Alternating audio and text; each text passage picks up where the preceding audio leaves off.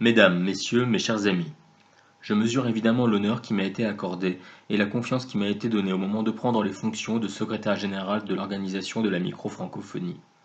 Et pourtant, au risque de vous surprendre, je ne saurais m'en satisfaire.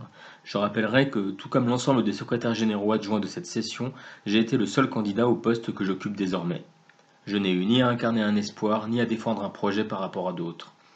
Il faut certes se réjouir de cet heureux consensualisme dans lequel chacun semble avoir trouvé sa place de manière quasi naturelle. Il faut certes se réjouir de l'esprit d'union, dénué de toute guerre intestine, de rivalité mal placée ou d'orgueil destructeur, qui préside aux destinées de notre organisation. Mais à vaincre sans péril, on triomphe sans gloire, et je n'en tire donc aucune de cette élection.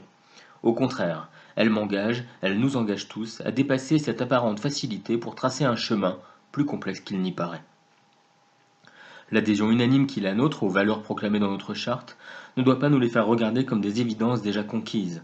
Ne nous reposons pas sur les lauriers charmants obtenus depuis la création de l'OMF grâce au travail de nos prédécesseurs. Qu'il me soit d'ailleurs permis ici de rendre hommage aux heureux auspices sous lesquels l'équipe sortante a déjà placé notre organisation et au travail de son Altesse Sérénissime Olivia Eugénie d'Aigues-Mortes qui a su lui donner les bases solides qui étaient nécessaires. Rien ne serait plus décourageant ni antinomique avec les espoirs ainsi suscités que de se contenter de la continuation par inertie de l'œuvre ainsi entamée, sans impulsion supplémentaire. Alors, que sont la liberté et les droits de l'homme, que sont le progrès économique et social, le développement durable, qu'est-ce que la solidarité entre nos peuples, si nous nous contentons de nous payer de mots? Tracer un chemin, ce n'est pas tirer des plans virtuels sur des comètes hypothétiques, c'est façonner la Terre en y imprimant une marque, non pas pour en changer la nature, mais pour esquisser une direction, un sens, une ligne. Puisque nous faisons œuvre humaine en nous engageant dans la destinée de nos États, ajoutons de l'art à la nature, au lieu de nous laisser conduire par les turpitudes habituelles qui poussent les nations dans l'impasse.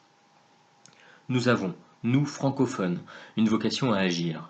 Le message universaliste et transnational qui fut jadis celui de nos voisins français et qui peine à persister dans le concert marchand des nations est aujourd'hui le nôtre. Soucions-nous des Lumières, non pas pour éblouir le monde, mais pour éclairer notre pensée. Pas pour faire table rase des idéologies dont nous sommes issus, mais pour les rendre utiles. Que l'on ne se méprenne pas, les Lumières ont leurs limites, dévoyées, elles sont à la source de l'individualisme qui met tant à mal la victoire de l'intérêt général sur les intérêts particuliers, et dont sont issues la perte de sens de l'économie financiarisée ou la perte de culture, que représente la transformation de l'esprit critique en remise en cause de tout ce qui peut l'être. Éclairons, donc, mais sans mercure ni perte de chaleur, soyons de saines étoiles plutôt que de tristes ampoules. Ce qui se passe dans le monde n'est pas réjouissant, sans quoi nous ne serions pas là à nous interroger sur le sens de la citoyenneté, de l'État et du reste. Nous observons les soubresauts, que dis-je, les convulsions d'un monde finissant, incompatible avec l'esprit de responsabilité qui nous anime. Ce qui se passe dans le monde micronational ne l'est guère plus.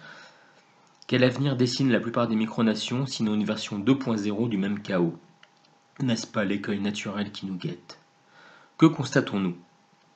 Considérons-nous que le mot de micronation doive se contenter de désigner des monarchies privées destinées à faire mousser leurs créateurs dans un pur délire narcissique ou au mieux à exacerber la foi en la propriété au point d'en oublier la responsabilité sociétale qui devrait étrangler chaque projet de ce type? Ou encore nommer des marasmes philosophiques consacrant au choix l'obscurantisme le plus abject ou le nationalisme le plus étriqué? Ce que nous savons de certaines réalités micronationales dans le monde saxon ou dans le monde slave nous oblige à réfléchir un peu et à réfléchir pour agir, et non pour le plaisir partagé d'une masturbation certes inédite, mais par nature inféconde. Confusément, nous sentons bien que nous pouvons faire quelque chose de nos initiatives et contribuer au changement de paradigme nécessaire. C'est donc sous le signe de l'action que je souhaite que soient placés les 2 ans qui viennent. Trop souvent, le micronationalisme cantonne ses acteurs à l'incantation.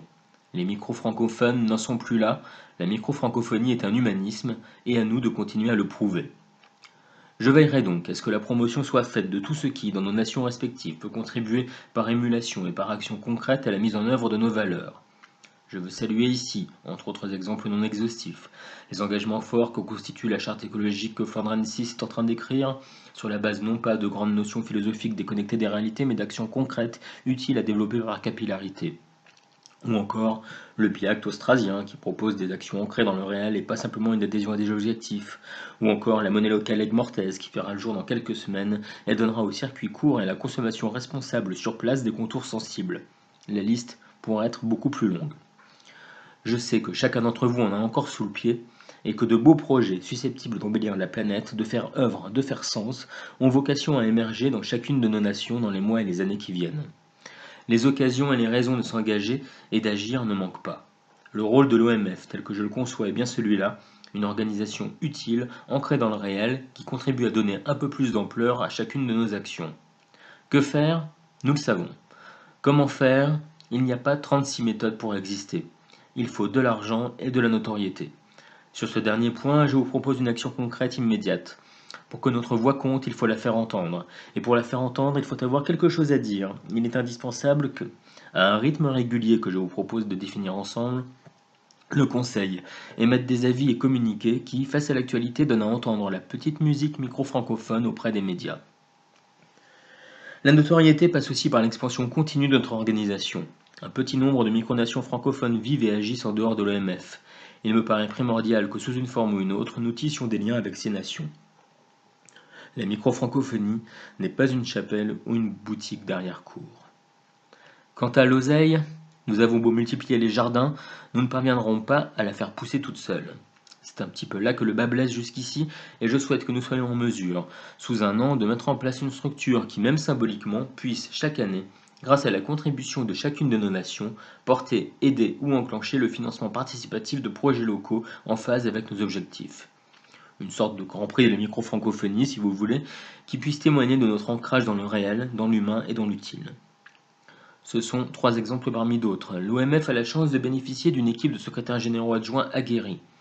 Il ne s'agit certes pas d'un gouvernement dans lequel des ministres devraient rendre des comptes à un Premier ministre, mais il s'agit d'une équipe qui a besoin pour fonctionner de savoir où elle va. Dans les jours qui viennent, j'adresserai à chacun des secrétaires généraux adjoints une feuille de route afin de les aider à prioriser les objectifs de notre organisation dans chacun de leurs domaines. Nous le savons tous, nous disposons chacun de moyens limités pour faire vivre nos nations. Qu'à cela ne tienne, je crois qu'une foi bien placée peut déplacer les montagnes psychologiques que nos histoires respectives ont érigées. A-t-on déjà vu une organisation internationale exister sans moyens, sans volonté? Par la deuxième sauront se développer les premiers. Y parviendrons-nous? Je n'en sais rien, mais si nous n'essayons pas, nous y parviendrons encore moins. Il faut essayer, il faut tenter, il faut faire, il faut aider la lumière par la lumière. Dirigeons-nous des États différents dans le seul espoir de voir changer d'eux-mêmes les États traditionnels? Non. Fondons-nous nos espérances sur des événements extérieurs? Non plus. Espérons-nous que l'intelligence et la réflexion puissent prendre d'elles-mêmes le pas sur la tentation de la bêtise et de la facilité, et la générosité sur la cupidité, la tolérance sur la haine? Non, il leur faut un sérieux coup de main. Voici, mesdames, messieurs, contre le désastre, les astres sous lesquels je souhaite placer le mandat qui vient. N'attendons pas que le soleil se lève, incarnons-le, rayonnons, illuminons, vive la micro-francophonie, vive l'action.